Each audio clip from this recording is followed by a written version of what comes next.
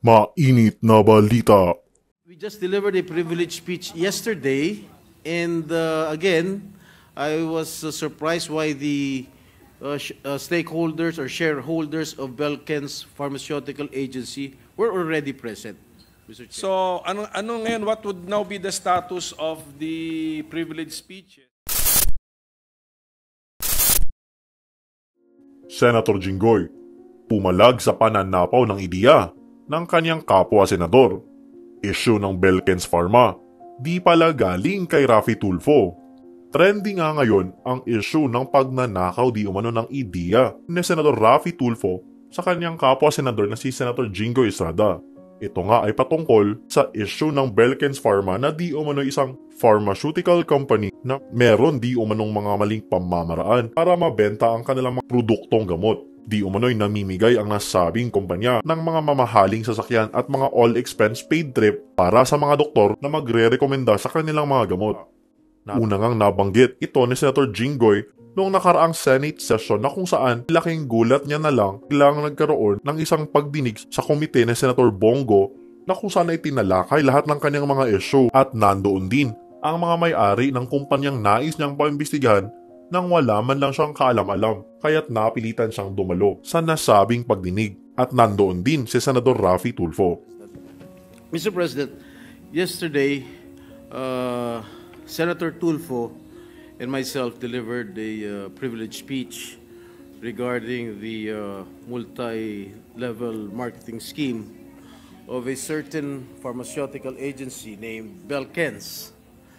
And the majority leader has not referred it yet to any appropriate committee. And I heard that Senator J.V. Ejercito had a similar resolution that was filed and was not yet referred to the appropriate committee.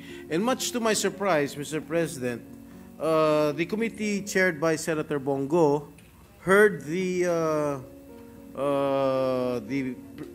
conducted a hearing this morning and heard the privileged speeches of myself and Senator Tulfo. And again, much to my surprise, I was forced to attend the hearing because all the officials of the said pharmaceutical agency were present. And of course, I would also like to thank Senator Bongo for his appropriate action, for his motu proprio action in conducting the hearing right away. But rules are rules. May I know from the majority leader what did we violate any rule, a 3-day rule? Because we just delivered a privileged speech yesterday, and again, I was surprised why the stakeholders or shareholders of Belken's Pharmaceutical Agency were already present. Mr. Chair. Yes, we'd like to. Thank you, Mr. President. Thank you to Senator Estrada for bringing this matter up. I was not able to monitor this morning's hearing. Pero kung ganyan po nangyari, this was brought to the floor yesterday. Yesterday lang po, ano? And then, ang pagkakaalam ko kasi, Mr. President, that's why it's the premier committee in the Senate. Ang meron lang motu proprio power would be the Senate Blue Ribbon Committee, Mr. President. So, ano ngayon, what would now be the status of the privileged speeches if they were heard this morning, and yet what if they get referred to a different committee? Ano po mangyayari? So what did we gain this morning? Did we get a preview of the answer of the Belken's company?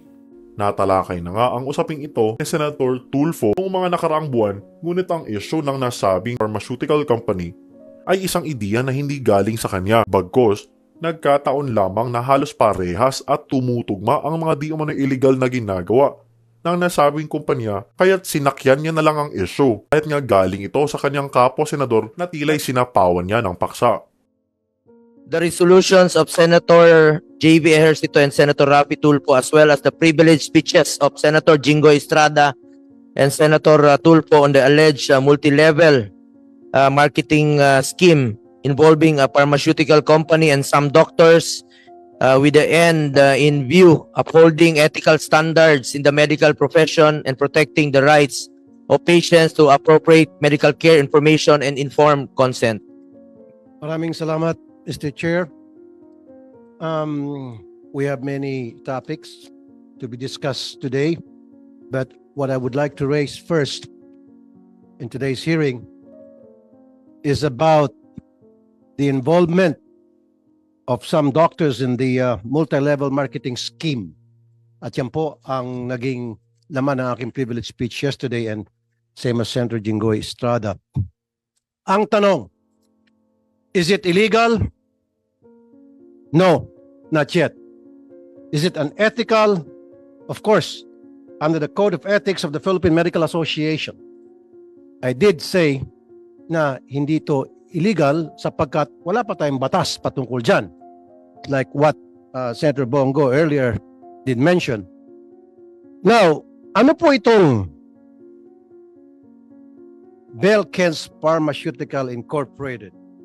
This is a big company being run by doctors, owned by doctors. Right there, makikita natin yung conflict of interest. Ito po masaklap. Sila po, itong mga doktor na miyembro nitong Belkens Pharmacy MLM, kung tawagin ay Jedi at Padawan, nagreseta ng gamot, especially sa cardiology department, na ang brand, of course, ay kinikerry ng Belkens Pharma. And my colleagues who are present today, Senator Rafi Tulfo, and of course, my kid brother, Senator J.V. Ejercito. Magandang araw po sa inyo lahat. Don't get me wrong, I am not mad at all doctors since my mother, former First Lady Loy Ejercito Estrada, is also a doctor, a psychiatrist by profession. This issue is all the more important to us. We need to dig deeper into this matter of grave concern because the health of our kababayans is at stake here. We need to determine those who are involved and, if needed, craft remedial legislation to put an end into this patently unethical, highly irregular, and unconscionable practice involving doctors and a company that is at the center of this controversy.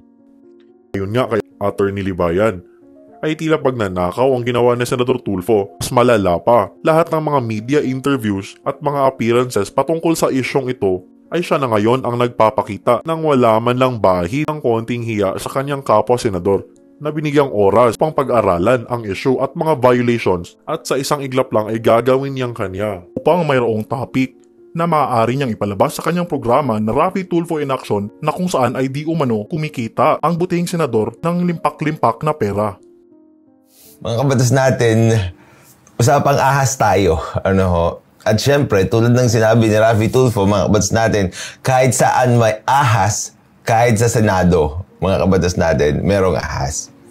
Itong Belkens na to, mga kabatas natin, ano ho, parang naahas na yata, no? Pero dito, mga kabatas natin, pag-usapan natin yung ahas. Okay? Ano ba? Tungkol ito saan? Tungkol ito dun sa Belkens Pharmaceuticals. Okay? Galing talaga ni Rafi Tulfo. The best talaga ito. No? The best talaga si Rafi Tulfo, mga kabatas natin. I'm lost for words, mga kabatas natin. Si Senator Jinggoy Estrada din kasi na-shock. Ano? Kasi nga, parang naahas sa kanya itong kanyang expose. Ang naglabas kasi ng mga facts tungkol dito at meron pang pa-slideshow, mga kabatas natin, ay itong si Jinggoy Estrada. Ngayon, mga kabatas natin, ang nagpapa-interview na tungkol dito sa mga mainstream media ay si Rafi Tulfo. Abay, ang galing naman, no? Isipin mo, mga kabatas natin, alam nyo, sino ba ang nasubukan gumawa ng thesis dito? Okay? Sino na nasubukan gumawa ng thesis? Yung pag gumagawa kasi ng thesis, mga kabatas natin, ang nangyayari dyan, paunahan din ng topic. Kasi mahirap nga namang gumawa ng thesis eh. Yung umpisa pa lang, yung maghanap ka ng topic mo para sa thesis mo, napaka-crucial din yun at napakahirap. Kaya nga, wala dapat ahasan ng topic. Okay? Pero dito, mga kabatas natin, sa Senado, parang may ahasan ng topic. Okay, siguro let's give them the benefit of the doubt. Tignan natin. Siguro, pwedeng hindi nga nauna si Jinggoy Estrada, pwedeng nauna si Raffy Tulfo. Pero mga kabatas natin, parang mabilis na ngayon si Raffy Tulfo. No? Siya na yung nagpapa-interview sa lahat. Siya na yung parang siya na yung kumbaga bida tungkol dito. Samantalang sa aking pagkakapanood, ang naglabas naman dito na unang-una ay si Jinggoy Estrada. Okay? Itong Belkens Pharmacy na ito. Ngayon mga kabatas natin, bakit ganon? Bakit ahasan?